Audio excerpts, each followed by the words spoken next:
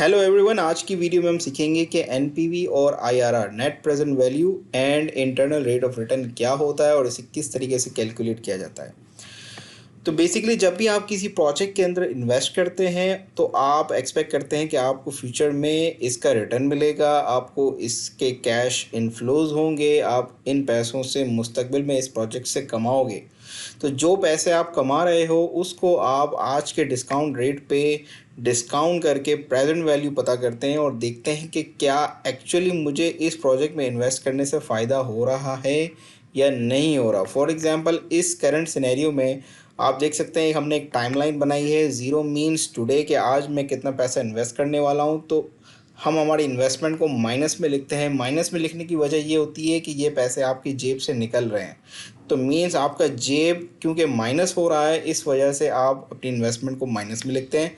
और मुस्तकबिल में फ्यूचर में ये पैसे आपके पॉकेट में इनफ्लो होंगे, मींस आपके पास ये पैसे आएंगे। दैट मींस ये आपकी इनकम है, ये आपके प्रॉफिट्स हैं। तो इस वजह से इन अमाउंट्स को हम पॉजिटिव वैल्यूज़ में लिखते हैं। ठीक है, तो ये आपके कैश फ्लोज हैं जो आपकी फ्यूचर वैल्यूज़ है, और ये आपकी करंट इन्वेस्टमेंट है जो आपने इन्वेस्ट की है। ठीक है, ये पैसे आपने किसी प्रोजेक्ट के अंदर लगाए हैं। तो एनपीवी हमें ये बताता है कि अगर इन पैसों को अगर मैं आज के डिस्काउंट रेट पे डिस्काउंट करूं तो क्या मेरी प्रेजेंट वैल्यू मेरी इन्वेस्टमेंट से ज़्यादा है या नहीं है। अगर मेरी प्रेजेंट वैल्यू मेरी इन्वेस्टमेंट से कम है, दैट मीन्स ये इस प्रोजेक्ट में इन्वेस्ट करना ये कोई फ़ायदे का सौदा नहीं है। बज़ाहिर ये पैसे आपको ज़्यादा दिख रहे हैं, मगर आप किसी और प्रोजेक्ट में लगा के इससे ज़्यादा पैसे कमा सकते हैं, क्योंकि आपकी जो नेट प्रेजेंट वैल्यू है वो माइनस में आ रही होगी। इंटरनल रेट ऑफ रिटर्न हमें ये बताता है कि हमारा डिस्काउंट रेट कम से कम कितना एक्सेप्टेबल है। ये वो रेट होता है जिस पे हमारी नेट प्रेजेंट वैल्यू ज़ीरो हो जाती है। यानी कि अगर आपका डिस्काउंट रेट आपके आईआर से कम है तो मींस ये प्रोजेक्ट बहुत अच्छा है, इसमें पैसा लगाया जा सकता है। लेकिन अगर आपका डिस्काउंट रेट, जिसको हम अपॉर्चुनिटी कॉस्ट भी कह सकते हैं, कि अगर आपकी ये कॉस्ट जो है वो आईआरआर से ज़्यादा है, ये परसेंटेज, दैट मीन्स आपको जो इन्फ्लोज होंगे वो नेगेटिव प्रेजेंट वैल्यूज़ में, नेट प्रेजेंट वैल्यूज़ में इन्फ्लोज होंगे। मींस आपकी इनिशियल इन्वेस्टमेंट की वैल्यू ज़्यादा है कंपेयर टू उन पैसों के जो आपको मुस्तकबिल में अचीव होंगे। तो इसको हम इस एग्जांपल की मदद से समझने की कोशिश करते हैं कि किस तरीके से प्रेजेंट वैल्यू को कैलकुलेट किया जाता है। आप लोगों की आसानी के लिए मैंने इसका फॉर्मूला भी यहाँ सामने रख दिया है, जिसमें पीवी का मतलब प्रेजेंट वैल्यू है और एफपी का मतलब फ्यूचर वैल्यूज़ हैं। ठीक है, पीवी हम कैलकुलेट करेंगे और फ्यूचर वैल्यूज़ हमारे कैश फ्लोज हैं, तो ये तमाम हमारे फ्यूचर वैल्यूज़ हैं। 1/1 + आर, आर मीन्स वो रेट है जो हमारी अपॉर्चुनिटी कॉस्ट है, जो हमारे कैपिटल की कॉस्ट है।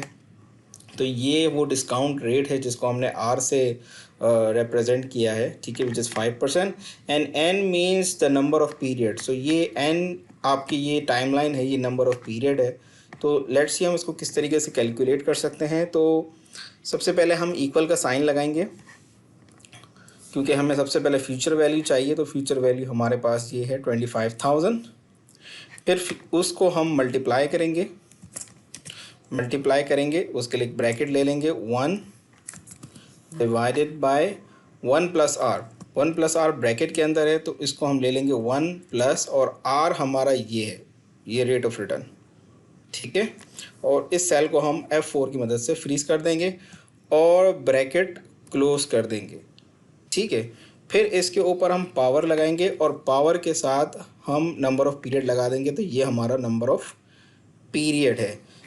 ये पूरा का पूरा पार्ट 1 से डिवाइड हो रहा है, इस वजह से इसको 1 से डिवाइड, कंप्लीट पार्ट को करने के लिए हम इस पूरी इक्वेशन को एक ब्रैकेट के अंदर ले लेंगे। ठीक है, और फिर हमें इसको 1 से डिवाइड करके मल्टीप्लाई कर देंगे फ्यूचर वैल्यूज़ के साथ। तो ये मेरी नेट प्रेजेंट वैल्यू आ गई 25,000 की। पहले पीरियड में ये प्रेजेंट वैल्यू है 5% डिस्काउंट रेट के हिसाब से। अगर इस फॉर्मूले को मैं आगे तक लेके चलूँ तो ये मेरी तमाम पीरियड्स की जो है वो प्रेजेंट वैल्यूज़ आ गई। अब मैं एक फार्मूला सम की मदद से इन तमाम फ्यूचर वैल्यूज़ को सम कर लेता हूँ।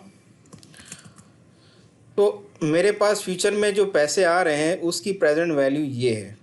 मैं आज इन्वेस्ट कर रहा हूँ 500,000 और 5% डिस्काउंट रेट के हिसाब से मेरी प्रेजेंट वैल्यू 6,04,000 बनती है, जो कि मुझे दिखने में भी पता चल रहा है कि मेरी इन्वेस्टमेंट से ज़्यादा है। दैट मीन्स ये एक अच्छा प्रोजेक्ट है अगर मेरा अपॉर्चुनिटी रेट 5% है। तो this present value plus investment, तो आपको 1,04,000 रुपये का करंट डिस्काउंट रेट के हिसाब से प्रॉफिट है। ये आपकी प्रेजेंट वैल्यू में ये इजाफा होगा, ये इंक्रीज़ होगा, तो इस प्रोजेक्ट में इन्वेस्ट करना चाहिए। अब अज्यूम करते हैं कि हमारा जो डिस्काउंट रेट है वो 10% है। तो अब आप देख रहे हैं कि 10% अगर अपॉर्चुनिटी कॉस्ट है इस कैपिटल की, तो मेरी जो प्रेजेंट वैल्यूज़ जो आ रही हैं वो 456,000 की आ रही हैं, जो कि मेरी इनिशियल इन्वेस्टमेंट से कम है। लिहाजा मुझे इसमें नुकसान हो रहा है, तो मुझे इस कैपिटल कॉस्ट की मदद के एवज़ इस प्रोजेक्ट में इन्वेस्ट नहीं करना चाहिए। इसको आप यूँ भी समझ सकते हैं कि इस इन्वेस्टमेंट को उठाने के लिए आपने इतना ख़र्चा किया है, मीन्स कह सकते हैं आपने इतना इंटरेस्ट रेट पे किया है किसी से ये पैसा बोरो करने के लिए और इस प्रोजेक्ट में लगाने के लिए, तो इसमें आपको नुकसान ही होगा इस कॉस्ट के ऊपर। तो 5% पे तो फ़ायदा है, बट 10% पे फ़ायदा नहीं है।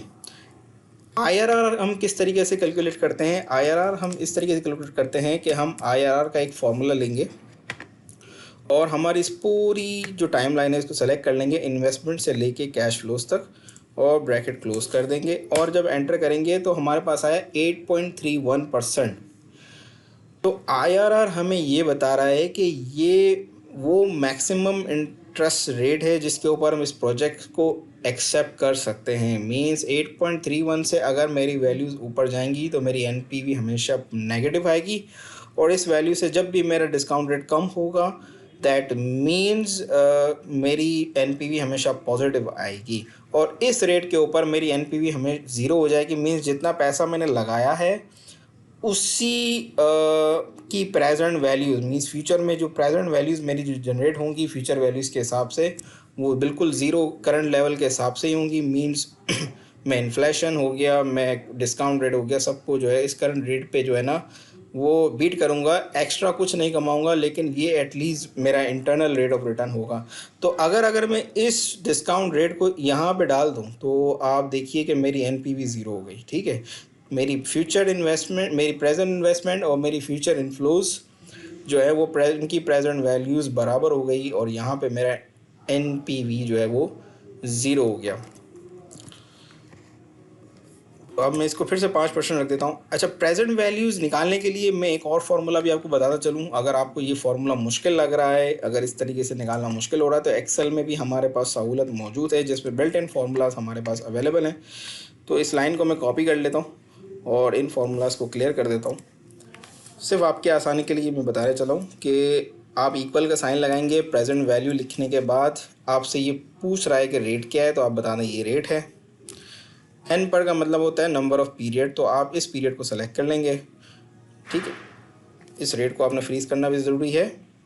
पीएमटी, क्योंकि इसमें कोई पीएमटी जनरेट नहीं हो रही, आप इसको ज़ीरो लिखेंगे, और फ्यूचर वैल्यू में आप इस माइनस के साइन के साथ इसको सेलेक्ट करेंगे। ठीक है, बेशक यहाँ पे पॉजिटिव है, सॉरी दिस वन, जो आपके कैश फ्लोज़ हैं, जो फ्यूचर कैश फ्लोज़ हैं, इसको आप माइनस के साइन के साथ एफ पी के अंदर डाल के ब्रैकेट क्लोज करके एंटर करेंगे, तो this value and this value is exactly same. ठीक है, तो इस फार्मूले से भी कैलकुलेट कर सकते हैं और इस फार्मूले से भी आप इसको कैलकुलेट कर सकते हैं। इस तरह इसको रिपीट कर दें तो आपकी जो है वो तमाम प्रेजेंट वैल्यूज़ जो है वो इस तरह कैलकुलेट हो जाएगी। तो मैं उम्मीद करता हूँ कि आपको ये वीडियो बहुत पसंद आई होगी, और आज आपने एक बहुत ही इंपॉर्टेंट फाइनेंशियल कॉन्सेप्ट सीखा होगा कि एनपीवी और आईआरआर क्या होता है। इसी तरह की मज़ीद वीडियोज़ देखने के लिए इस चैनल को सब्सक्राइब कीजिए, लाइक कीजिए और दोस्तों के साथ शेयर कीजिए। Thank you so much and I will see you in next video.